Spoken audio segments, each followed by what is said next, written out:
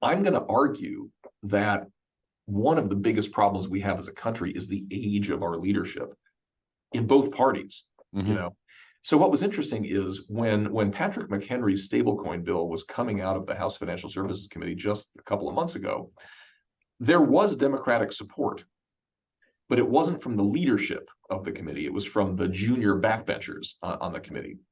Right, the Democrats under 50 tended to support the bill, whereas Maxine Waters, who's in her 80s, and a number of other people who don't understand crypto and will never understand crypto are opposed. It would be kind of like if you asked my grandmother to vote on a video cassette recorder bill. She'd be against it because she could never figure out how to program it, so she'd just as soon ban it. But everybody younger than her was super excited about their VCR in the 80s, right? It's the very same thing here. There's a generational shift that has to happen, and I think that it's less of a partisan issue, more of a generational issue. They have to understand this technology is real, it's adopted, it's not going anywhere. And so the only way to make it safe is to do something to provide a framework. Hey, hey, everybody. It's Eddie from Tokyo. This is your cryptocurrency update from Japan, and that was Brian Brooks in the intro. If you don't know who he is, he's an incredible person, a banker, a technologist, an all around expert in blockchain. He once had the job of the controller, which really is one of the most powerful positions because they do the charters, the regulation, the rules for the entire US banking system. And he made some of the biggest changes in 160 years, giving the ability to give non-banks, give the fintechs banking licenses. So I think he's going to have another big job in the future. I get the feeling he's practicing law right now, but I get the feeling he's just readying himself to jump into the fray again. And I hope he does because he's one of the most level-headed people we have in this space. Bitcoin is just over 52,000. The market is overall mixed, but we've got VeChain ranked 30th by market cap. And if you've been in this space a while, I don't doubt you're pretty diversified. I'm going to guess that you own VeChain. It's considered a utility token. It has specialized in supply chain management. Well, it's been up 25% on the 24-hour, and it's sitting at almost 5 cents. That's really good. Say, which a lot of people around me went into this token, and it's up again, up 10%. Quant, one of my favorites, is up 7% at $112. XRP is up almost 3% at 56 cents. And the greed indicator was pretty high at 76 today. The Bitcoin dominance is all the way down to 50%, but its total market cap is quite impressive, as we'll see that Minus points out. Minus Wells, who says every day is a beautiful day to be alive, reminds us that the Berkshire Hathaway is valued at 174 billion, while Bitcoin's overall market cap is 1.2 trillion. Do you think Warren Buffett continues to say that Bitcoin is probably rat poison squared? How can you say that with a straight face?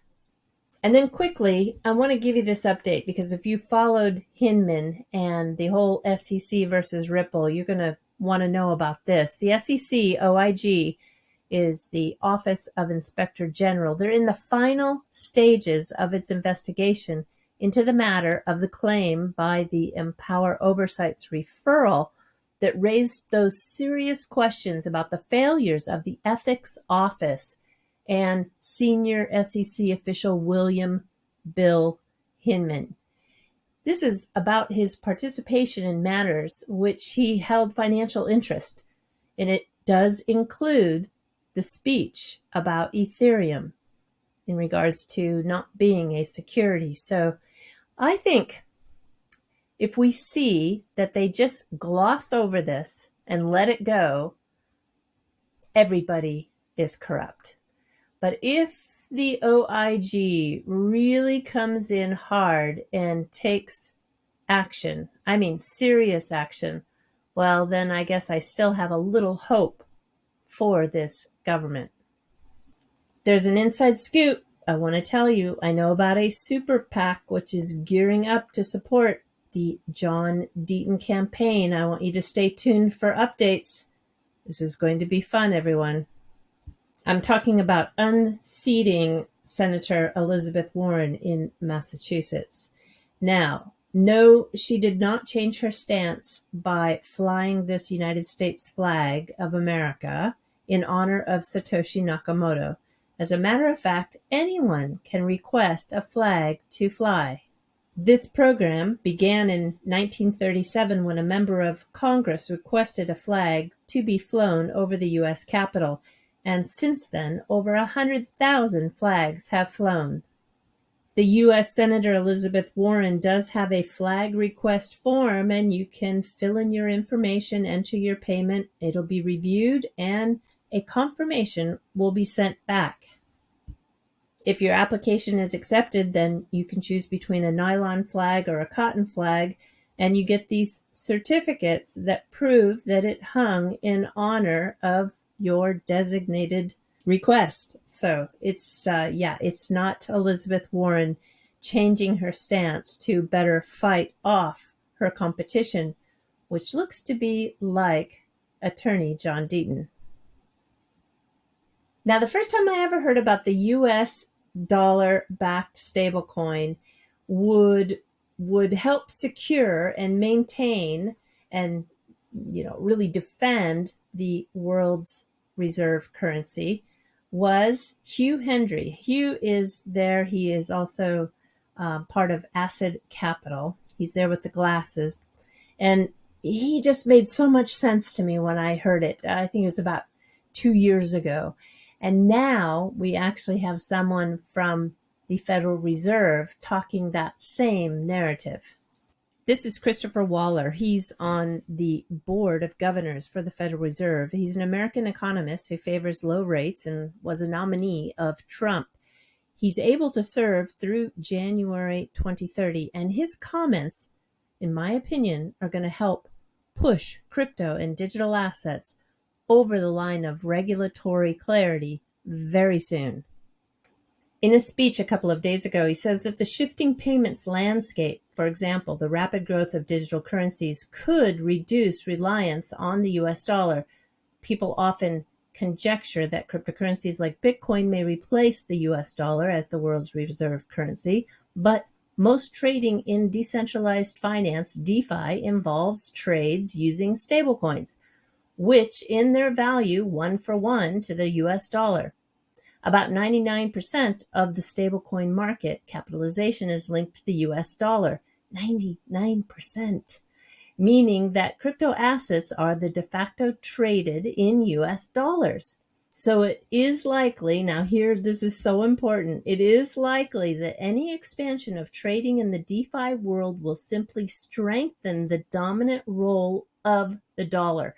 So if the story is told that the stablecoin that's backed by the US dollar that's used in trading of cryptocurrencies, especially in DeFi, hey, hello world, roll out the red carpet.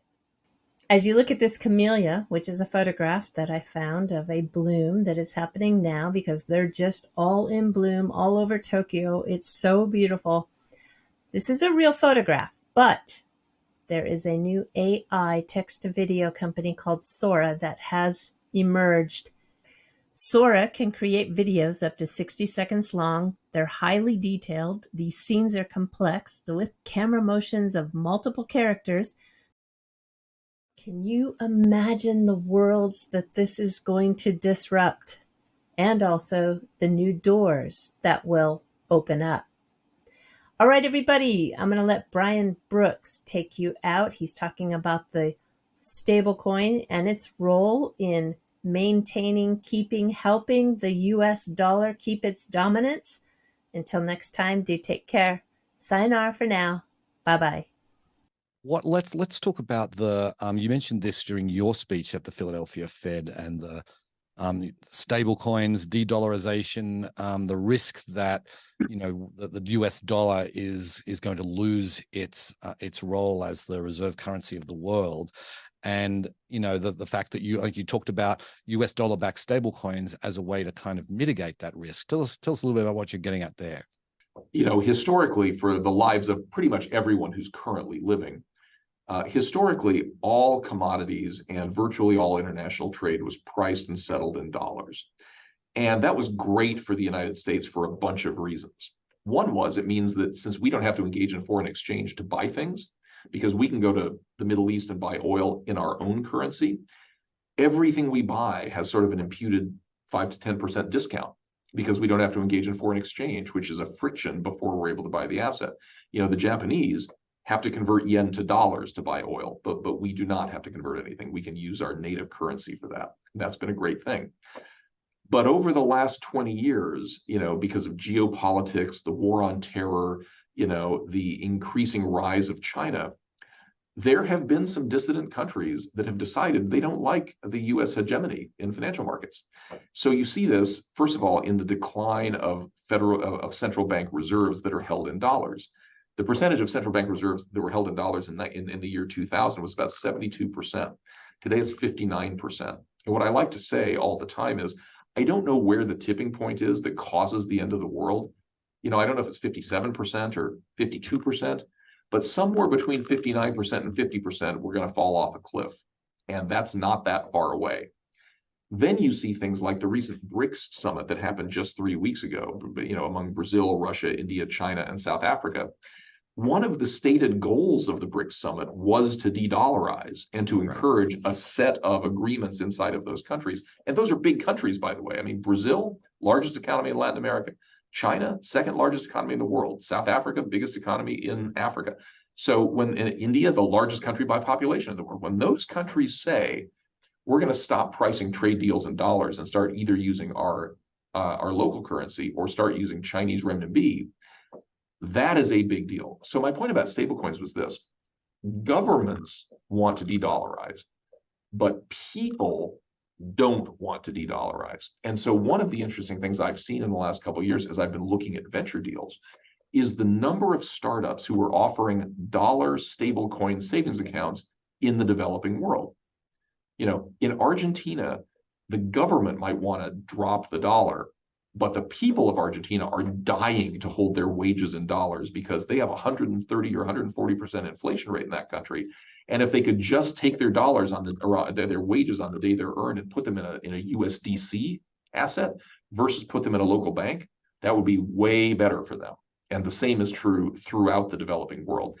So there is this up from the bottom re-dollarization aspect where stablecoins make it possible for people who live in countries where the banks don't offer dollars to hold dollars. That's good for the role of our currency globally. And it's also really, really good for the people who live in these countries that are acting for political reasons, but not out of the interests of their own people.